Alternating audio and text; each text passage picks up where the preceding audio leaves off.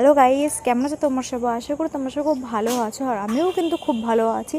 আমার তরফ থেকে তোমাদেরকে জানাই শুভ রাখি পূর্ণিমার অনেক অনেক শুভেচ্ছা।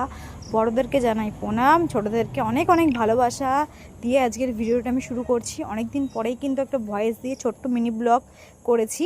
তো কি বলো তো, আর তোমরা সবাই যারা যারা আমার ভিডিও দেখো জানো আমার ঠাম্মি খুবই অসুস্থ, মন মেজাজ বাড়িতে কারোরই ভালো নেই। সেই কারণেই না আমি ভেবেছিলাম এবছর আর রাখি কাউকে পরাবো না, মন মেজাজ যেহেতু ভালো নেই, ঠাম্মি অসুস্থ সেই কারণে। আর তোমরা অনেকেই জানো যে আমার সব মনিদের ছেলে, তাদের সবার প্রায় 6 ভাইয়ের মধ্যে আমি একটা মাত্র বোন। আর আমার এই বাড়ির ভাইয়ের তোমার জেঠুর মেয়ের বিয়ে হয়ে গেছে, আর আমাদের বাড়িতে না রাখিটা নেই। তো সবারই তো ইচ্ছা করে বলো, রাখি ভাইফোঁটা বছরকারের দিন সবাইকে ভাইদেরকে দিতে। আর আমার ভাই আছে কিন্তু আমাদের বাড়িতে এই নিয়মগুলো নেই, আমি কোনো নিয়ম মানি না, কিন্তু আমি প্রত্যেক বছর রাখি পরাই, ভাইফোঁটা দিই আমার দাদা ভাইদেরকে।